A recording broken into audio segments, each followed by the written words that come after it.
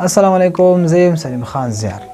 نن په دې غږیږو چې څنګه کتاب لوستل یا مطالعه خپل عادت کړو. لوستل یو ډیر مهم رول ادا کوي د ژبې په زده کولو کې. مثال کله چې موږ یو کتاب لولو نو موږ د لوستلو څخه خبرې کول او لیکل زده کوو. ځکه چې وایي ښه لوستونکی ښه ویونکی او ښه لیکونکی دی.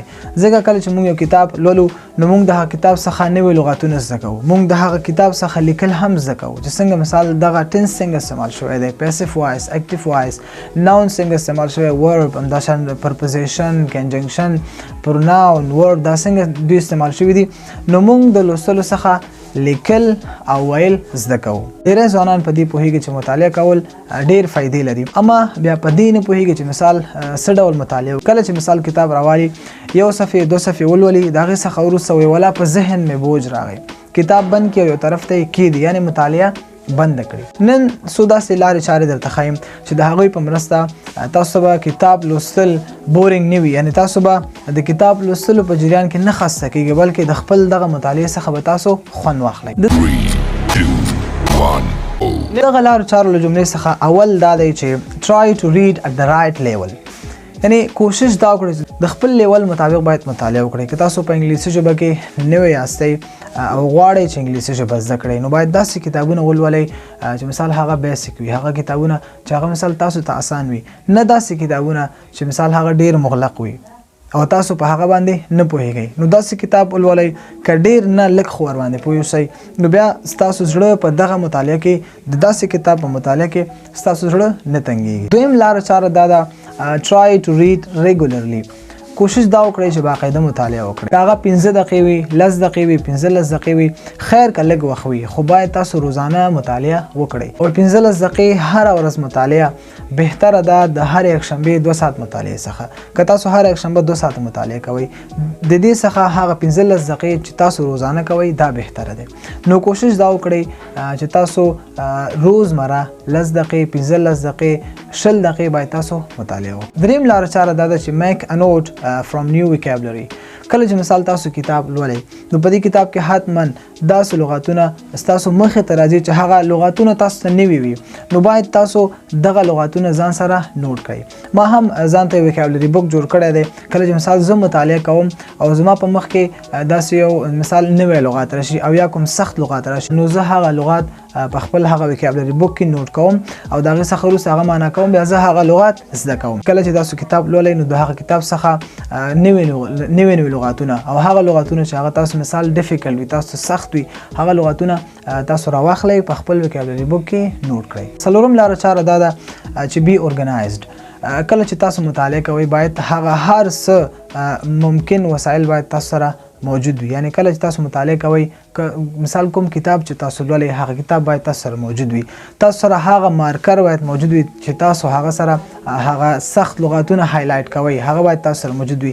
تاسو سره باید ډکشنري موجود وي، که هغه په موبایل کې یا هم کتابي ډکشنري وي.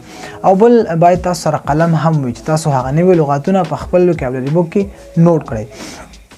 که د مطالعې په دوران کې دا هر څه تاسو سره موجود وي نو تاسو د خپل مطالعې څخه خوند اخلئ. که مثال د مطالعې په جریان کې تاسو سره مثال قلم نه وي یا تاسو سره ډکشنري نه وي، نو بیا تاسو د مشکل پیښوي. نو باید د مطالعې په دوران کې هر څه باید تاسو سره هملته موجود. پنځم لاره چاره دا ده چې داسې کتابونه ولولئ چې هغه مثال تاسو ته دلچسپ وي، هغه ستاسو د خوښې وړ کتابونه وي، ستاسو د خوښې وړ موضوعات وي.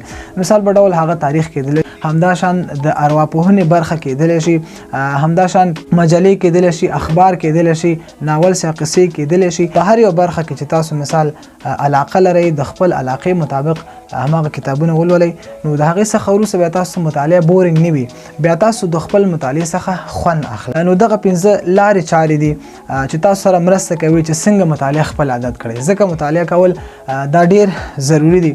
که تاسو غواړئ چې په یو ژبه په روانه خبرې وکړئ نو لوستل تاسو ته ډیر مهمه دي. کله چې تاسو ځکه چې وایي ښه لوستونکی ښه ویونکی او ښه لیکونکی دی، یعنې د همدې لوستلو له لارې مونږ خبرې کول هم زده کوو او لیکل هم مونږ زده کوو. نو دغه 15 نقاط دغه 15 لارې چارې تاسو سره مرسته کوي چې اول پکې دا و چې د خپل لیول مطابق مطالعه باید وکړئ، یعنی سخت کتابونه باید ونه لولئ. دوم دا چې روزمره یعنی باقاعده باید تاسو مطالعه وکړئ. او دریم دا کله چې مثال د مطالعې په جریان کې تاسو کوم نوې لغات په مخه درشي یا کوم سخت لغات په مخه درشي هغه ځان سره نوٹ کړئ. او څلورم دا چې بي اورګنایز د مطالعې په جریان کې باید تاسو سره هر څه موجود وي، نه دا چې د مطالعې په جریان کې تاسو یو د قلم پسې پاسېږئ یو د ډکشنري پسې پاسېږئ، نو باید دا هر څه تاسو سره موجود وي. او پنځم دا چې داسې کتابونه ولولئ، داسې موضوعات ولولئ چې هغه ستاسو د خوښې وړ وي، هغه د ارواپوهنې برخه وي، هغه د تاریخ برخه وي، هغه مثال قصې وي، ناولونه وي. داسې کتاب عموما داسې کتاب ولولئ چې تاسو د هغه څخه یو څه زده کړئ، نه دا چې مثال هسې وخت مو پکې تیر شي او تاسو د هغه کتاب څخه هیڅ هم زده نه کړئ، اما کتاب مو ختم کړئ، اما د کتاب د ختمولو وروسته کله چې تاسو خپل ځان انالایز کوئ، خپل ځان تحلیلوئ، نو تاسو له دغه یو کتاب څخه یو نقطه هم نه زده کړئ. نو کوشش دا وکړئ چې داسې کتابونه ولولئ چې هغه ستاسو د خوښې وړ وي او داسې کتابونه چې مثال تاسو له هغه څخه یو څه زده کړئ. نو اوورال نن په دې خبرو کې څنګه مطالعه خپل د دې امید چې تاسو له دې ویډیو څخه یو څه استفاده کړئ وي او له دې ویډیو کتلو څخه وروسته تاسو هم مطالعه ته مخه کړئ. تر بیا چې تاسو قدرمن حضور ته حاضرېږم، تاسو ټول پر بل عزت سپارم. ډېر مننه تاسو څخه.